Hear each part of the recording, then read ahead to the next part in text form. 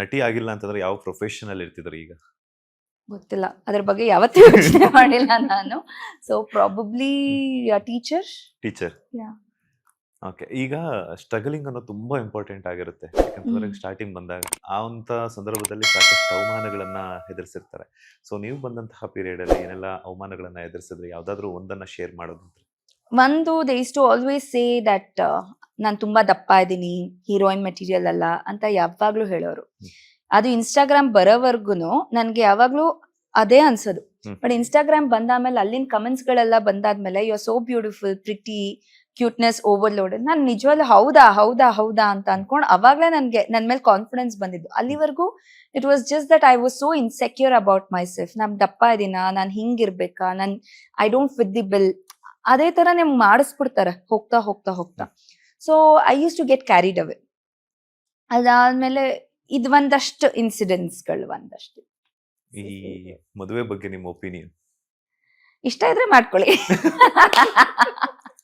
C it's again ಇಬ್ರೂನು workout ಮಾಡಿದ್ರೆ ಇಬ್ರೂನು ಅದಕ್ಕೆ ಅಂತ ಡೆಡಿಕೇಟ್ ಮಾಡ್ಕೊಂಡು ಲೈಫ್.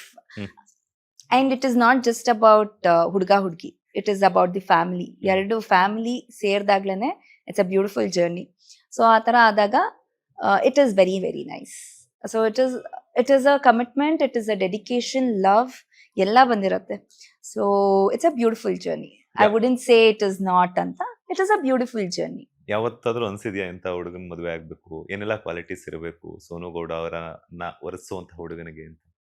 ಇದೇ ತರ ನಗಿಸ್ತಾ ಇರ್ಬೇಕು, ಖುಷಿ ಖುಷಿಯಾಗಿ. ಒಂದ್ ಹೆಣ್ಮಕ್ಳಿಗೆ ಏನು ಅಂತಂದ್ರೆ ಒಂದ್ ಪಾಯಿಂಟ್ ಆಫ್ ಟೈಮ್ ಭಯ ಸ್ಟಾರ್ಟ್ ಆಗಿರತ್ತೆ. ಅಂದ್ರೆ ಸೊಸೈಟಿನಲ್ಲಿ ಹೇಗ್ ನೋಡ್ತಾ ಇರ್ ನಮ್ನ ಅಂತ.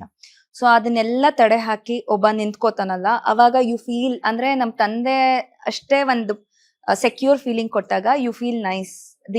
The way you see the world will become different. ಒಂದ್ ಧೈರ್ಯ ಬರುತ್ತೆ ಹೆಣ್ಮಕ್ಳಿಗೆ, ನನ್ ಜೊತೆ ಯಾರು ನಿಂತ್ಕೊಣೆ ಯಾರು ಗೊತ್ತಾ ಅಂತ. ಸೊ ಆ ತರ ಸಿಕ್ಕಿದಾಗ you will be able to face the world. Love marriage ಆಗ್ತಾರೆ, ಅರೇಂಜ್ ಮ್ಯಾರೇಜ್? ಒಟ್ನಲ್ಲಿ ಮದ್ವೆ ಆಗ್ತೀನಿ.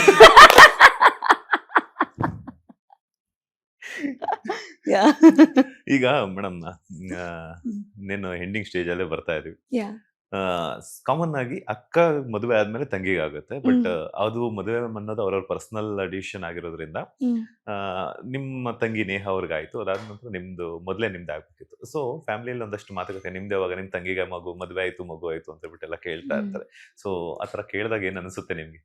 ಏನೋ ಅನ್ಸಲ್ಲ. ಮುಂಚೆ ಎಲ್ಲ ಒಂಥರ ಅನ್ಸತ್ತೆ, ಇವಾಗಂತೂ ಏನೋ ಅನ್ಸಲ್ಲ. Because I am common. ಅದ್ ತುಂಬಾ ತಲೆಗೆ ಹಾಕೊಂಡಷ್ಟು ಅದು ಇದಾಗತ್ತೆ. ಇಟ್ಸ್ ಲೈಕ್ ಆದ್ರೆ ಆಗತ್ತೆ, ಆಗಿಲ್ಲ ಅಂದ್ರೂ ಇಟ್ಸ್ ಓಕೆ ಅನ್ನೋ ತರನೇ ಇದೆ. ಸೊ ಹಂಗೆ ಲೇಟೆಸ್ಟ್ ಹಾಗೂ ಇಂಟ್ರೆಸ್ಟಿಂಗ್ ಸುದ್ದಿಗಳಿಗಾಗಿ ಬಾಸ್ ಟಿವಿ ಕನ್ನಡ ಚಾನೆಲ್ನ ಸಬ್ಸ್ಕ್ರೈಬ್ ಮಾಡಿ. ಹಾಗೆಯೇ ಬೆಲ್ ಐಕಾನ್ ಪ್ರೆಸ್ ಮಾಡಿ. ಇದರ ಜೊತೆಗೆ ಫೇಸ್ಬುಕ್, ಇನ್ಸ್ಟಾಗ್ರಾಮ್, ಎಕ್ಸ್ ನಲ್ಲೂ ಮಿಸ್ ಮಾಡದೆ ಫಾಲೋ ಮಾಡಿ.